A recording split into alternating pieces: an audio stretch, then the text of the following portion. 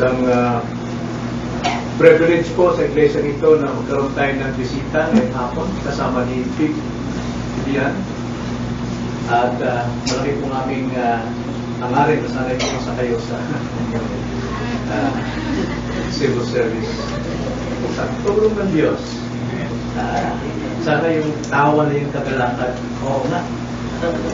Praise God. So kaya ayahan, put natin ang ating Bible, please. At the same time, also your hymnal. Your hymnal.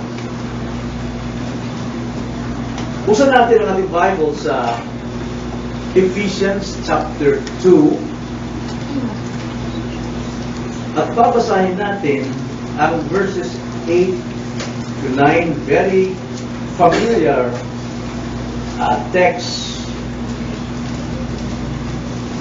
At maaaring kabisado natin ito, memoryado pa. Ephesians chapter 2, verse 8 to 9.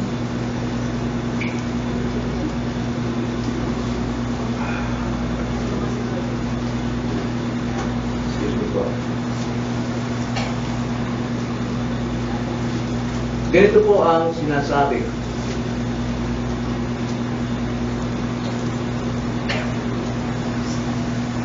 For by grace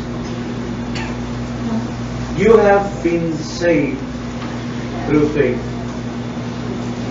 and that not of yourselves, it is the gift of God, not as a result of works, so that no one may boast. Ang sabi mo sa Tagalog, sapagkat sa biyaya kayo'y naligtas sa pamamagitan ng panampalataya, at ito'y hindi sa pamamagitan ng inyong sarili, ito'y kaloob ng Diyos. Hindi sa pamamagitan ng mga gawa, upang ang sinuman ay huwag magmalaki. Sa biyaya tayo naligtas kung tayo sa Kristiyano, at tinanggap natin ang kaligtasan sa pamamagitan ng panampalataya, hindi sa ating mga gawa. Kahit pinakamabuting good works, wala pong bahagi sa kaligtasan. It is by grace alone, through faith. Nais ko pong ibahagi ang paksa ngayon hapon is about grace. Tapunin natin para sa ating meditation sa Rosary. Tapunin natin ang ating mga hymns, booklet natin, at buksan natin sa hymn number 50. Dahil nais ko kumawit ng special number. Pero lahat po tayo ang aawit dahil wala pong special number sa Bible. Pero awitin natin ang isang special hymn, God's Amazing Grace. God's Amazing Grace. Na habang ginaawit natin ito, namnamin po natin ang bawat salita. Lalo na po yung verse 1 and verse 2. Na gusto ko pong namnamin natin. Awitin natin ito na mayroon pong meditation. Mayroong meditation. Kunin natin ang message. Okay. Sing this song. Amazing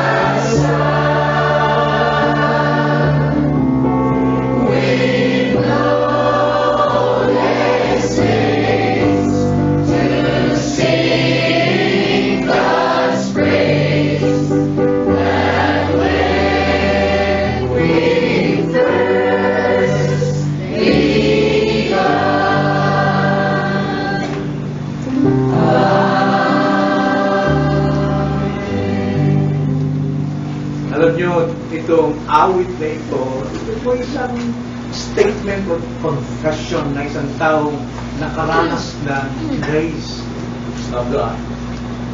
Alam, sumulat ng awit na ito, ang pangalan niya si John Newton. John Newton. Na-compose niya ang awit na ito noong 1779 at ito'y na-publish. Now, si John Newton, isinilang siya o lumaki siya sa isang family na meron siyang godly mother. Pero ang father niya ay medyo on and off. Pero si John Newton, wala siyang pakialam sa religion. Wala siyang pakialam anumang belief. Para sa kanya ay buhay natural. Kaya ang buhay niya is immoral. Grabe ang buhay ni John Newton kung paano niya pagpasasa ang kanyang buhay sa iba't ibang mga gawain sa sanlibutan. Nung siya'y magbinata, siya ay napilitang magsundalo. Required sa kanilang panahon na yun. So nagsundalo siya, bagamat sa pilitan. Pero nung siya'y makalabas, dahil ang father niya ay fisherman, na-involve siya ngayon sa pagsakay din sa barko. Pero hindi isda, kundi pamimili ng slaves at pagbibenta ng slave. Yung pong buhay ng Amerika noong araw na nagbebenta ng mga slaves. Kaya nagkaroon ng freedom ng slaves sa panahon ni sinong president? All for one and one for all. Yung ba? Si Abraham. Sana yung naging isang tanong doon sa civil service niya. So itong si John Newton, dahil sa kanyang buhay na walang takot sa Diyos, na wala siyang pakialam sa religion, sumama siya sa slave trading or pagbebenta. Mahabang panahon yung ginagawa ito. Since 1774, 1775, talagang ito ang kanyang naging trabaho. Kaya siya ay punong-puno siya ng kasalanan. Pero nagbebenta ng mga alipin, mga slaves. Pero one day, sa kanilang paglalakbay ng malaking barko na kanilang sinakyan, sumalubong sa kanila ang napakalakas na unos. Talagang bagyo. Walang pinakamatapang sa time na yon na talagang hindi lumuhod. At isa na rito, si John Newton sa kauna-unang pagkakataon tumawag sa Diyos. At nagmamakaawa siya, tulungan siya sa ganung kalagayan. Ang feeling niya, miserable siya, wala na siyang pag-asa. Punong-puno sa kanyang kaibuturan, wala na siyang pag-asa maliban kung mayroong mag-intervene. At yun na yung Diyos. Alam nyo, naligtas siya, sila, pati yung barko. Pagkatapos ng bagyo yun, tumabi siya, sumulat siya. The first verse ng awit na ito. Ang first verse, Amazing Grace. How sweet the sound that saved a wretch like me. I once was lost, but now I'm found. Was blind, but now I see. Pero, tuloy pa rin siya sa kanyang negosyo. Kung saan siya nakarating, nagbebenta sila ng mga slaves. Pero one day, nag-decide sa kanyang sarili, sabi niya, parang iba rin naramdaman niya. Parang asiwa na siya doon sa kanyang trabaho. Kaya ang sabi niya, promise niya, ito na lang last trip na ito, titigil na ako. At ginawa na niya.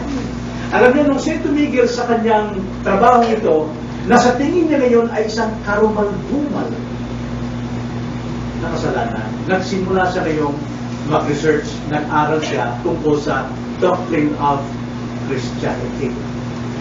At yung naging turning point ng kanyang buhay, na itong si John Newton naging isang sikat at kilala bantog na preacher. At habang nagpipreach siya sa mga tao, hindi maalis-alis sa kanyang isipan kung paano siyang niligtas ng Diyos. Kaya binuo niya ang awit na ito. Amazing Grace, how sweet the sound. At nung mabuo niya ang kanyang testimony, ang kanyang statement of confession, pinreach niya ito sa bawat iglesia. At alam ba nangyari? Tuwing mag-pinreach siya, walang background ng music, pero sa pandinig ng mga listeners, there is music. A sweet music. Amazing grace. How sweet the sound. Alam nyo, bawat nakikinig paglabas, umuukil-kil sa kanilang tenga. Memoryato nila yung preaching na ito. Kaya, 1779, pinablish ang isang awit, one of the most pinaka-dakila, magandang awitin. Ito ay nailathala 1779. Binalikan muli ni John Newton yung kanyang kalagayan nung siya nasa barko na talagang miserable siya. Pero hindi niya inilantaran, kundi ang kanyang kaluluwa, doon niya na-realize how sinful and wicked he is. At hindi siya karapat-dapat sa grace of God, sa biyaya ng Diyos na kaligtasan. Pero siya ay niligtas ng Diyos by grace. Hindi siya kailangang pumasok sa church, hindi na kailangang lumuhod, hindi pumunta sa confessional, kundi siya ay naniwala sa Diyos ng kaligtasan ay by grace alone. And then we receive through faith. Amazing grace, how sweet the sound. Ito'y nagsasaad ng biyaya ng Diyos sa kaligtasan. Hamong lahat sa pananaksulatan, lahat ng stanza, lahat ng sentence yan ay based sa Bible.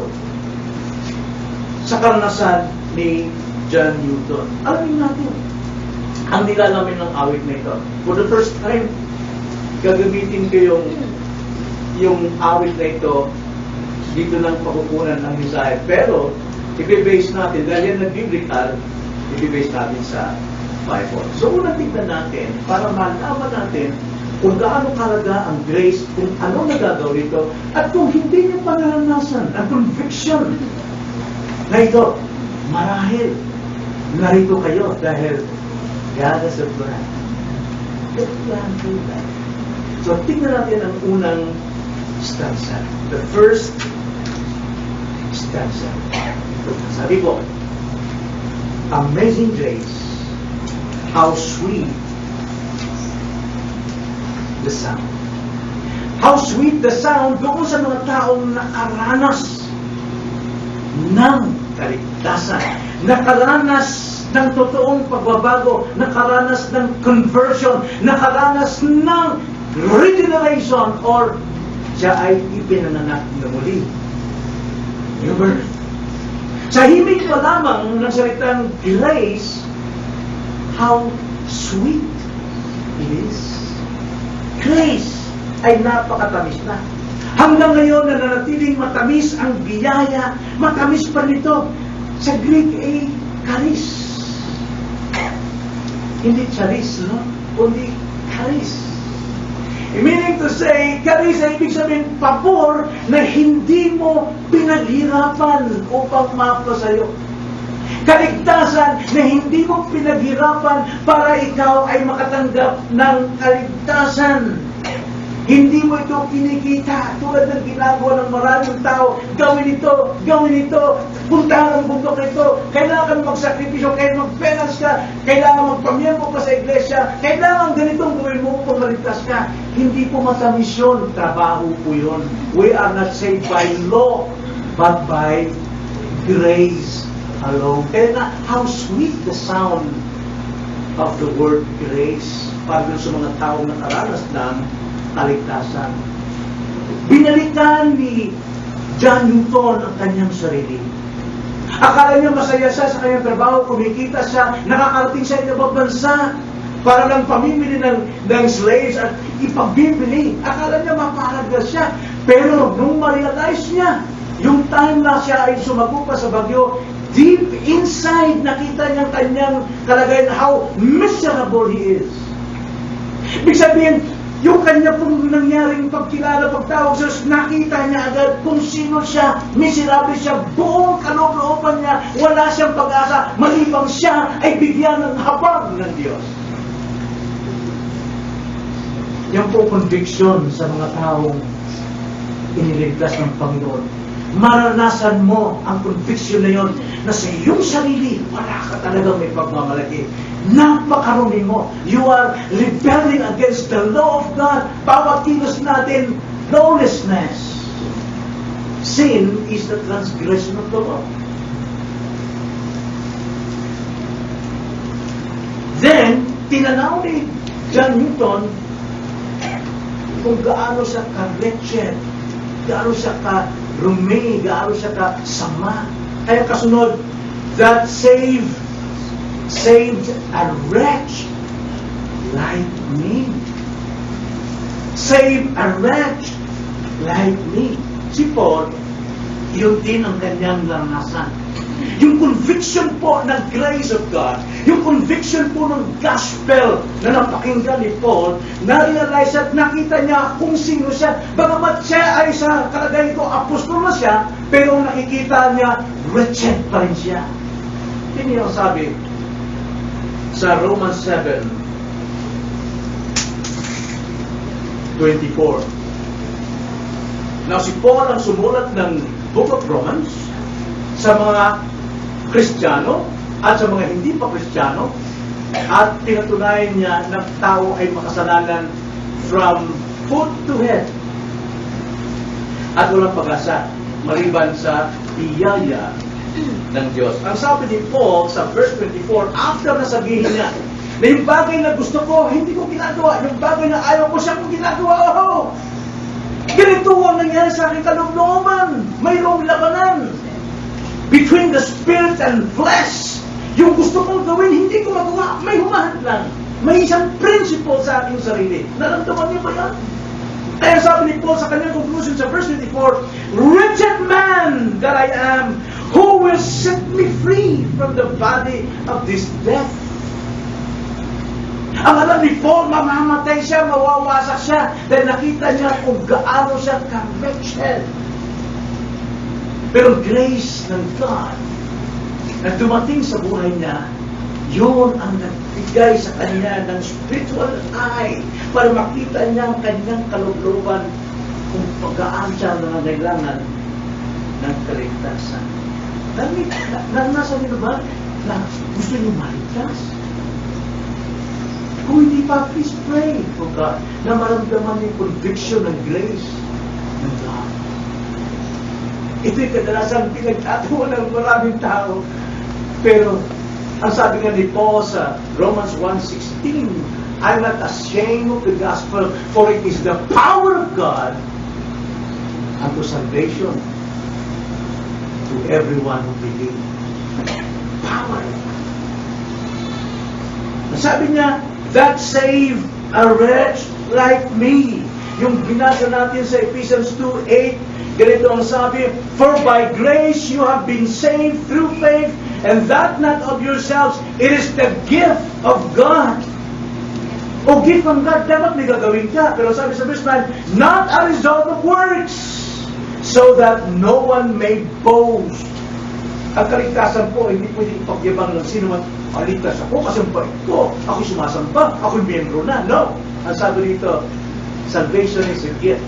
Grace can be saved through faith. Through faith.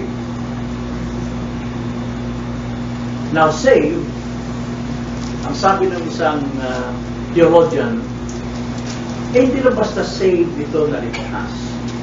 Kundi may nangyari sa kanya. Saved means saved by grace and mercy. Now, tingnan nyo si John Newton. Nandun siya sa isang sulok, wala na siya magawa. Pero tumawag sa Diyos na siya'y tulungan. Makikita natin doon grace and mercy. Grace means God give us what we do not deserve. Ibinibigay ng Diyos sa atin yung hindi karapat-dapat sa atin. Sino yun? His Son, Jesus Christ. Hindi tayo deserving na ibigay sa atin ng Panginoon si Jesus Christ as our Lord and Savior. Undeserved favor. Mercy means God does not give us what we do deserve. Ano bang deserving sa atin? Impyerno. But hindi yan binigay ng Diyos because God have mercy on us. To be saved means you receive grace and mercy of God. Hindi po ito sa works. Hindi ito sa pagluluhod mo mula sa pinto hanggang altar. That can never save. That can condemn you to damnation. Now, a wretch. Ang sabi nito, that saved a wretch. Alam niyo yung mga English na matagal na ito eh. Nung bagong mo Kristyano, magsimula magbasa, ano, wretch na ito. Ano ba yan? Kung mayaman ka, wretch. Kung mabuti ka, wretch. Pero ibang klase, the same wretch. Na ibig sabihin ng wretch means ikaw na yung kabag-habag na tao. Miserable ka. Sa kagipitan, hindi palabas, kundi kaloob na uman. Wala na akong magagawa ang Panginoon. Miserable ako. Yung po nagdamani, dyan gusto mo nung mag-praise yan. Parang sinasabi nito, ito na kabayaran sa natin, ito akong kasalanan. Ang tao ay walang pag-asa pag sinabing wretch. Walang pag-asa ang tao kung walang Kristo. If you do not have Christ, you are a wretched person.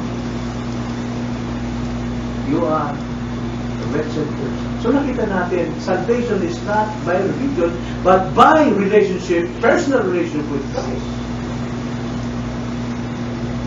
Now, personal relationship with Christ, hindi mo kailangan pagtrabahuin. Hindi mo kailangan paghirapan. All you have to do is go to Christ, believe, trust Him, believe in Him. Hindi niyo sabi sa Romans 24, sinabi ni Paul kanina, oh, how wretched man I am. Sino makapagliligtas sa akin sa kamatayan ito na mamamatay? Wala. So, without Christ, you are rich. Hindi rich na mayaman, kundi rich. Ikaw ay kabag-kabag. Alam niyo, maring hindi ito na-realize ng bawat tao. Even I, testimony din sa akin. No? Ang saya-saya ko pag nakukulong ako kasi nakapunta naman ako, nakasaksak ko na, kapalakit na naman ako, kulong na naman dito, kulong doon, kulong diyan. Tuwa ako nun. Hindi ko na-realize how wretched I am. Pero nung mapakinggan ko ang gospel, ang law of God, nakita ko how wretched I am. Nakita ko yung kasama ko. Alam nyo, even the Laodicean church sa Revelation, na hindi na na-realize yun how wretched they are. Christians ito, professing Christians. Sino yung mga totoong mananampalataya? Pero anong kanilang palagay sa kanilang Kristyano? Revelation 3:17, please. Basahin natin. Ang sabi ng Panginoon mismo sa kanila, sa iglesia nito, because you say, I am rich, and have become wealthy, and have need of nothing. And do you not know that you are wretched, and miserable, and poor, and blind, and naked? Dahil yung pong iglesia nito napakayaman. At naman gusto nila, may bigas sila. Ano bang ulam? Kahit anong ulam. Hindi na kailangan mag-pray. Dahil nandiyan na lahat yung kanilang gusto. Mayaman kami. Pero sabi ni Jesus Christ, because you say, I am rich and have become wealthy and have need of nothing, and you do not know that you are wretched and miserable and poor and blind and naked, I advise you to buy from me gold refined by fire, so that you may become rich, and white garments, so that you may clothe yourself, and that the shame of your nakedness will not be revealed, and eye salve to anoint your eyes, so that you may see. Punong-puno sila ng paningin sa kayamanan eh. May sakit sila sa mata. Hindi nila makita ang kanilang spiritual na kalagayan. Kaya sabi ni Jesus, hindi, kayo yung pinakamahirap. Kayo yung pinakakawawa. kailangan nyo magsuot ng puti na aking magmumula sa akin. Magaganda ang inyong kasuotan, RTW, ano pa man, surplus, o ukay-ukay man yan. Hindi yan. Sa akin ka bumili. Walang bayad. Ang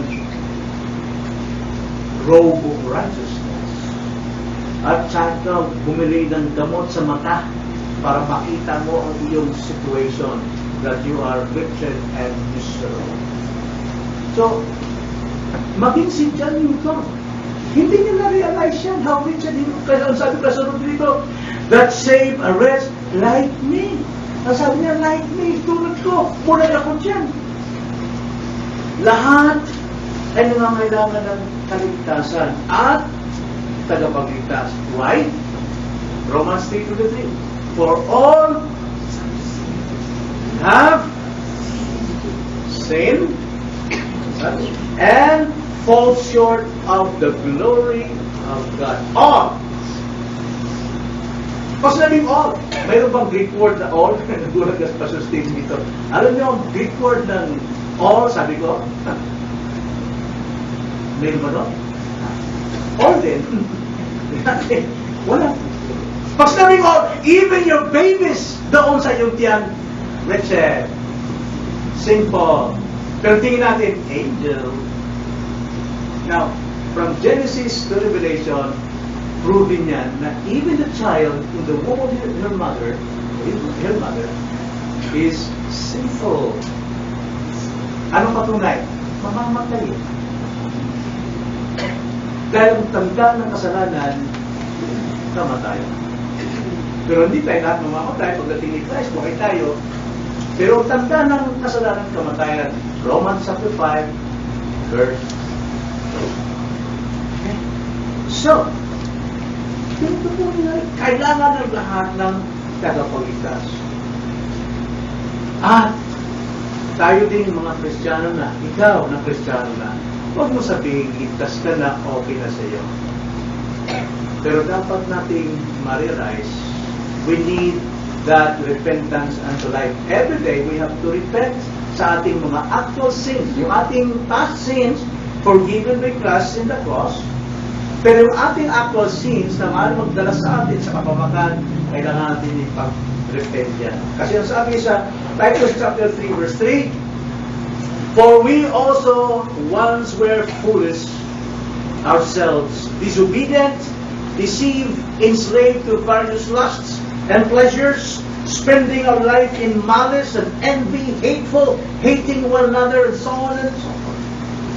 Even Christians, remember this, kayo ay dating makasalanan at ang kasalanan niyan remains what we call remain the same or influence.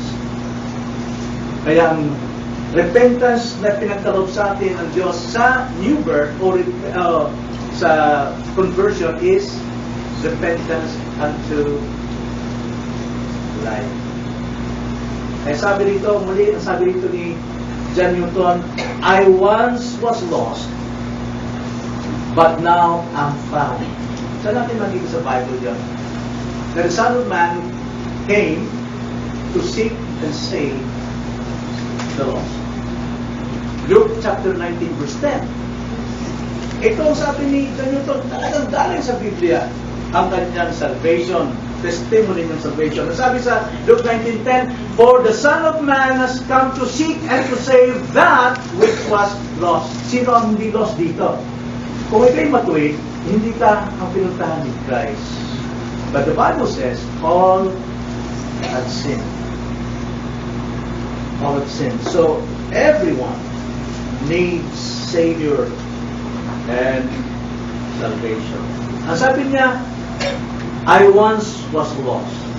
Now, pag sabing lost, naligaw lang. Naligaw sa atin. Sa Bisaya na naligaw, nawa, ihamumong. Ano ba yun sa Bisaya ma? Yung hindi mo na matagpuan ang daan mo? Hamumong, may tao pa rin eh. Ha? Gimino. Sorry doon, sa Tagalog, Gimino. Hindi si Minong kapitbahay nyo. Hindi, ibig sabihin, parang ginayuma ka ng something, mayroong spirit na inalis yung isip mo. Ganun ba? Lost. Yan po, ibig sabihin niya, hindi lang basta naligaw tayo, kundi nawala ka sa eksaktong kaisipan, you are lost. Pag sinabing lost sa Bible, sa Greek is apormi. Apormi means deklaradong dapat kang mamatay. You are lost. You are declared to die. Death ang dapat sa iyo sa impyerno. Romans 6, verse 23. For the wages of sin, the wages of our actual sin is death. But the gift of God in Christ is salvation. Gift. Palagi yan. Gift. So, ibig sabihin po ng loss, siya po ay nasa isang hopeless situation dahil wala siyang Kristo. Now, tingnan nyo ang mga taong walang Kristo. Ang sabi ni Paul doon sa mga taga-Ephesians chapter 2, verse 12 to 13. Ephesians chapter 2, verse 11 to 12. Ang sabi ni Paul dito, for the grace of God has appeared, bringing salvation to all men, all who confess their sin. All men. Walang, ibig sabihin po ng all men dyan, hindi lahat ng tao, kundi walang itinatanging tao. Minsan, direkta kasi, kita mo, lahat pala maliligtas. Now, context dyan, walang ibinibiling tao na nagko-confess ng kanyang kasalanan talagang maliligtas. Hindi, ibig sabihin ko, lahat ng tao ligtas na. Bakit si Judas na si Impierno ngayon? Verse 12, instructing us to deny ungodliness and worldly desires and to live sensibly, righteously, and godly in the present age. Ganon ang ating kalagayan. Then verse 13, tuloy, but now in Christ Jesus, you who are formerly were far off have been brought near by the blood of Christ. Mali ba yung binasa po? I'm sorry. Nandito kayo? Okay. Basahin ko ulit.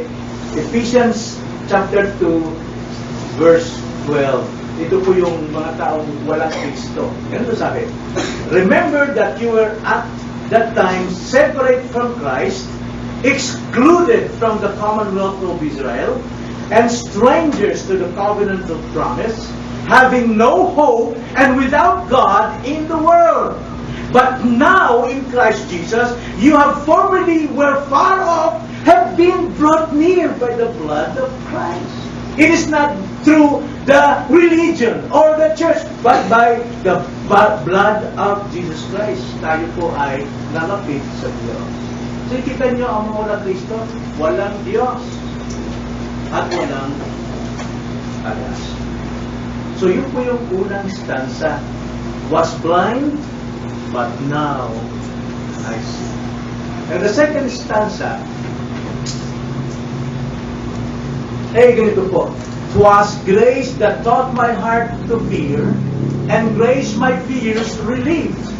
How precious did that grace appear, the hour I first believed. Sabihin po natin yan. Ang sabi dyan, 'twas, di ba yung short yan ng it was, right? It was grace that taught my heart to fear. Man has no fear of God. Meaning to say ng fear is, respect, honor of God. They worship idols instead of God who made them. That is not respecting God. It was grace, ang sabi ni John Newton. It was grace that taught my heart to fear God. Biyaya po ang nagturo sa akin upang ako'y magkaroon ng pusong may takot sa Diyos. Titus 2:11-12, dito inango ni John Newton ang kanyang statement na yun. Sabi niya, for the grace of God has appeared, bringing salvation to all men, instructing us to deny ungodliness and worldly desires, and to live sensibly, righteously, and godly in the present age. It was grace who taught John Newton. At grace din na magtuturo sa atin every day. Sa tuwing tayo nakikinig ng salita ng Diyos, tayo ay nag-grow into grace. So therefore, yung grace na nag-grow sa ating buhay, nire-reject natin whatever ungodly. Ano mang masama. Parang sa sarili mo, sabi mo, ay, ayoko na, masama niya. Pero it was grace who taught you. Grace ng Panginoon. Ano sabi dyan? Kasi sabi kong fear, hindi lang fear ng takot o yung Espiritu sa Diyos, but fear, tumatanong ko yun sa hope. Meron ng takot dahil tumatanong ka sa isang blessed hope. Naulog natin yung blessed hope, yun ang ating pinag-aralan kanina this morning. The message, the day of the Lord. The day of the Lord. Umaasa sa blessed hope, ang sabi sa Titus 2:13, karugtong nun. Looking for the blessed hope and the appearing of the glory of our great God and Savior, Christ Jesus. At hindi lamang ito, fear umaasa sa blessed hope, pero ang sabi pa, grace my fears relieve. Ano sabi? And grace my fears relieve. Sa Tagalog po yan, biyaya ang nagpalit ng aking takot. Aking fears relieved. Siya yung nagbigay sa akin ng ginawa. Again, Titus 2:14, karugtong pa rin, who gave himself for us to redeem us from every lawless deed, and to purify for himself a people for his own possession, zealous for good deeds. It was grace. Grace po ang nagpalit o biyaya ng Diyos ang pumalit sa aking mga takot, sa aking aking sarili upang gawin ko mga bagay na mabuti. Now, hindi lang yun. Sa next sentence, how precious did that grace appear? How precious did that grace appear the hour I first believed. Biyaya ang nagturo upang magkaroon ng tamang takot sa Diyos. Biyaya ang nagturo sa akin upang tagihan ko ang mga masama.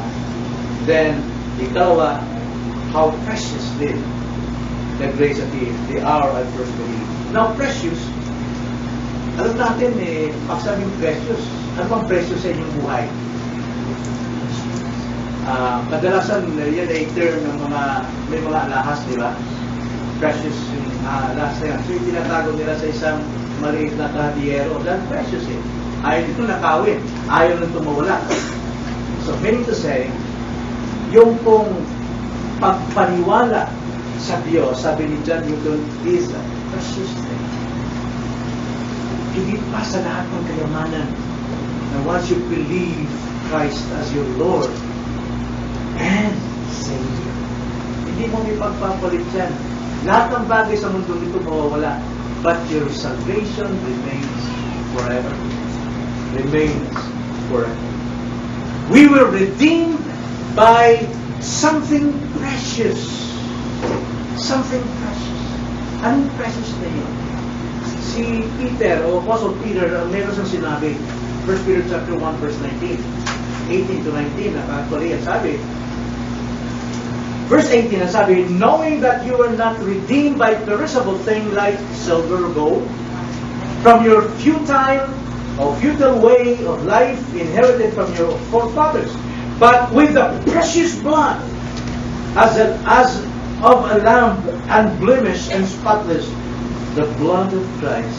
Sinakita natin, yung grace na ating tinanggap, nagpaunawa sa atin na ang gawaing salvation is through Christ's crucifixion to the cross, and His blood washes us, our sins. Hindi tayo naghuhugas, hindi tayo namatay sa krus para bayaran ang ating kasalanan. It was Christ's blood At yan po ang tinuturo ng grace.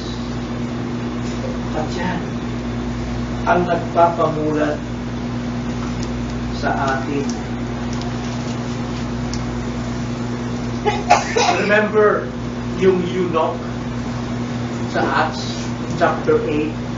After na siya po ay sumamba sa Jerusalem, dahil taon-taon yung kailan sila sumamba, itong eunuch na ito ay siya isang na-proselyte siya. No? Ibig sabihin, siya po naglilingkod sa isang prinsesa, tawagin Candace, at itong eunuch na ito, alam natin na siya po ay talagang nakatalaga na siya maglingkod sa kanyang queen, kaya siya po ay inalisan ng ari para hindi na talaga siya mag-isip ng anong paman. Yan po ang eunuch, di ba? Wala na silang karapatan mag-asawa. So, nagpunta, sumamba siya. Pero, every year na sumasamba siya, hindi niya naranasan yung grace na yun, yung conviction ng grace na yun. One day, nung pauwi na siya, nakasakay siya sa isang karwahe. Siyempre, sikat yan eh, parang prime minister yan. Security guard ng isang queen. At itong si Philip, kinausap siya ng Diyos. Audibly, talaga kinausap siya ng Spirit Santo. Habulin mo yung karwahe na yun. At ipangaral mo ang gospel. Kasi hindi pa narinig ng yun ang gospel. Gospel is, Christ died for our sins. Okay? So, yung nagbabasa siya doon sa Book of Isaiah tungkol sa lamb. Nagsinakrifice sa kanyang sarili. Kaya sabi ni Philip, habang mahabol, naintindihan mo yung binabasa mo. Ang sabi ng eunuch, paano kung maintindihan ko, walang magpapaliwanag. Kaya, Philip ay sumakay at piniliwanag. Anong ba? Sa Old Testament, yung lamb na yan ay type lang yan ng realidad. And the antitype is Christ Jesus. Ibig sabihin, si Christ ang totoo, anino lang nangyari sa Old Testament. So yung lamb na ito, yung alawag kay Kristo, fulfilled na ang salvation, ang kanyang dugo na natagas. Then, the eunuch believed. Paano patunayan nag-believe? Siya po ay nagpa-baptize. Sabi na, sino makakadla ngayon? Ako'y sumampalataya. Sabi ni Philip, maliban lang kung sumampalataya kay Jesus, na ikaw ay sumampalataya sa kanya na kanyang tagapagligtas, sabi niya, sumasampalataya mo. Then, binaptay siya. Anong ginawa ng eunuch umalis? Abay, kumakanta. No?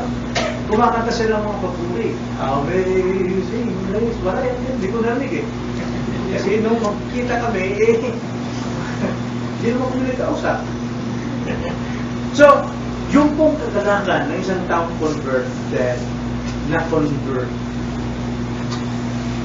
matinding tumating sa kanyang conviction ng grace of God, sapagat siya nilalantad na isa siyang miserably. Kailangan niya ang grace and mercy. Nang siya po yung bigyan na, pagkalooban siya ron, tumahimik ang kanyang puso at ang isang may kagalakan. Ano ko sa inyo, mga kaibigan ko sa inyo? Pakinggan nyo maigi ang gospel na inyong pakikinggan. Huwag lang padaanin sa tenga at parustin sa kabilang tenga. Huwag i-focus ang ating pagsamba sa musical instruments, sa singing, sa special numbers, but focus on the gospel. Preach. Focus. Kahit sinong preacher na, focus mo. Kung may galit ka sa pastor, kung humaangas pastor, alisin mo yung hanga mo, alisin mo yung galit mo, pakinggan mo the message. Nananawagan ng Diyos sa iyo. At kapag naramdaman mo na talagang, Lord, makasalanan na Lord, I am a sinful man. Then, lumakad kay Christ, believe in Christ, that He is your Savior. The only Savior. At nangako ang Panginoon. John 1:12, verse 12, whoever receive and believe His name shall be given authority to become a child of God. At siya ipapanganak hindi sa laman, hindi sa dugo ng tao, kundi ipapanganak siya muli mula sa ita. Born again means born anoten. Meaning to say, born again means born from above. Hindi sa pagsisikap ng tao, hindi pagsisikap na magbago ang tao, kundi born from above, yan po ay ang ating pagpapasako kay Kristo. So, kahanga-hanga ang biyaya ng Diyos dahil sa ilang bagay. Kahanga ang biyaya ng Diyos dahil kung ano ito. Ano ang biyaya ng Diyos? Unmerited favor. Kahanga ang biyaya ng Diyos dahil kung ano tinuturo nito. Ano tinuturo ng biyaya ng Diyos?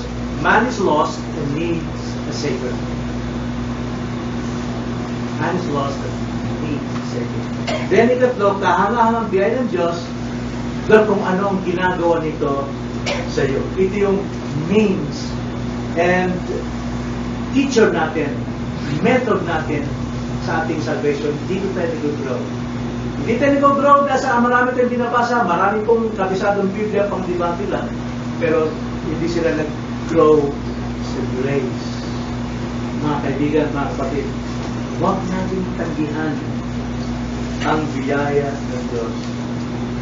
Dahil kung tayo kumawala sa biyaya ng Diyos, we are lost. Ang dapat gawin? Magsisi. Lumapit. Hingin ang kanyang biyaya na ikaw. Tayo na lang.